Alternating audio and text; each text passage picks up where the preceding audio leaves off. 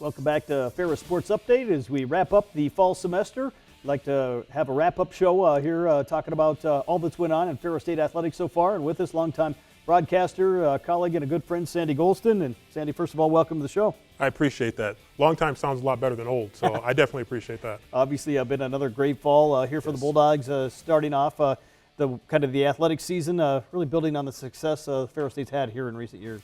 Yeah, I think when you think of where we were earlier this calendar year and the great runs that we saw from our basketball teams to kind of start to bring us toward the end of that academic year, and then it just really flowed into the fall, and we just got a great start, and obviously having football and volleyball teams #1 in the nation has just made what we knew was going to be a good fall an exceptional fall.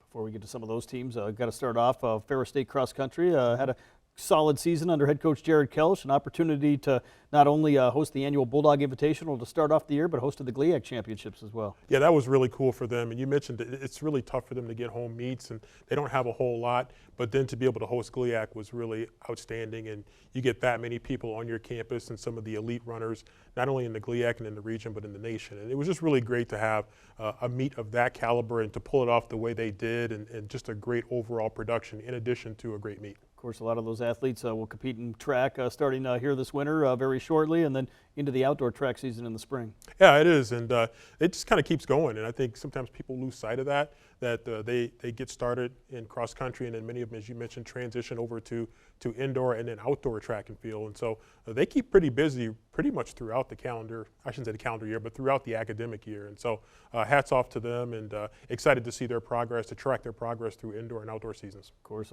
some other fall teams are like that as well, competing over a couple seasons, softball being one of them, but then obviously tennis and golf compete in the fall, but they have their kind of championship seasons coming up here in the spring. Yeah, and it's some great tradition there when you think of our men's and women's golf teams, and of course having the PGA Golf Management Program, and you really think, when you start to think of northern schools and you think of golf, you certainly think about Ferris State, and you look at the facilities that we have, the faculty that we have in the PGA Golf Management Program, and then the great coaching that we've had over the years, and that's just continued, and we've had great student athletes as well.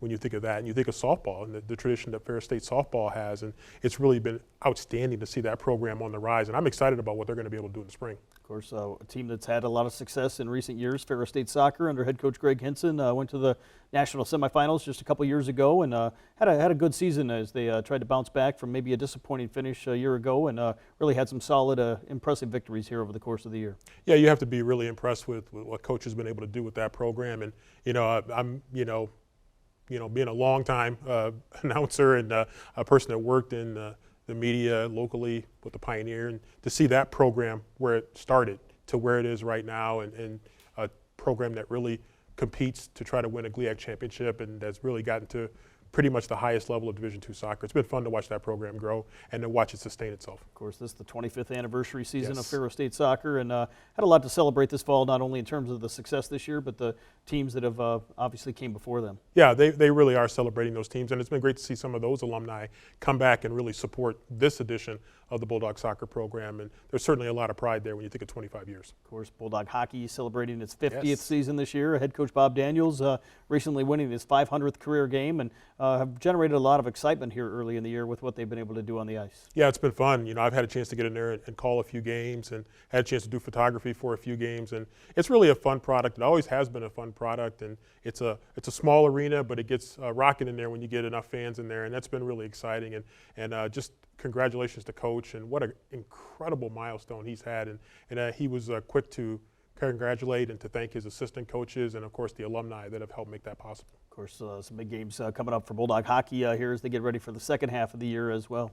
Yeah, they're going to have some more big games, and of course, conference play is going to continue to heat up as it will for some of our other winter sports. And it's just really exciting to follow that team. And they have some young players that are really starting to come into their own, and I'm looking forward to see what they do, especially when they get toward the second half of the season. Of course, we talked earlier on the show with head coach Tony Anise, Bulldog football having another great season here.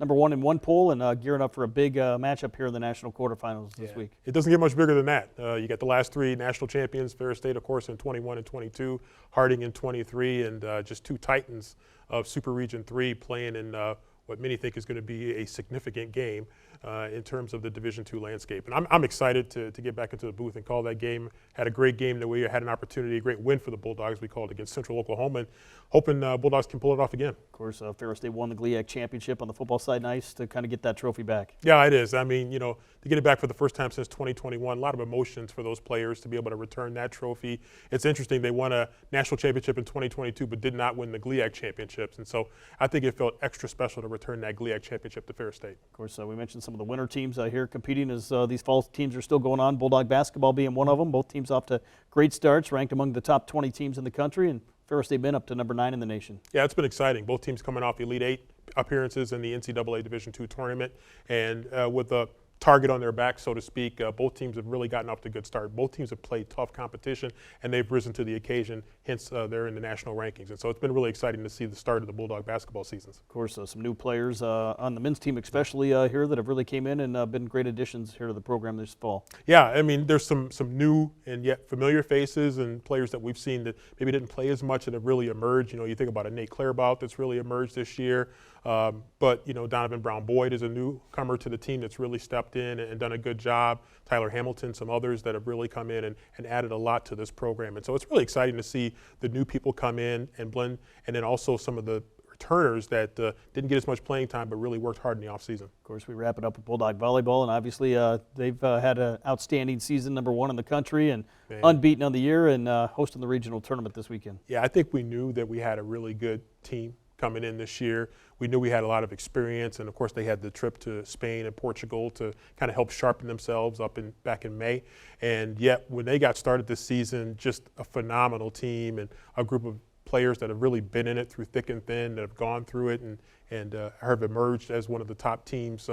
It really always has been one of the top programs, and now getting recognized nationally at that highest level has just been really phenomenal. And they got it off to a great start in West Texas A&M right off the bat, and they've just carried that momentum. What does it mean for Ferris State University to have two teams of that caliber, both football and volleyball, ranked #1 in the country and competing hopefully for national championships here in the coming weeks? Yeah, it's incredible. If you think of athletics as a front porch to the university, what an incredible front porch it is when you have two top-ranked teams in the nation competing with the best of the best, coming off of last year in the winter where we had two basketball teams that both finished in the top 8. Women's basketball finished in the top 4, and so they're introducing a lot of people to what Ferris State has to offer, because you hear about their success and then you want to know more about Ferris State University.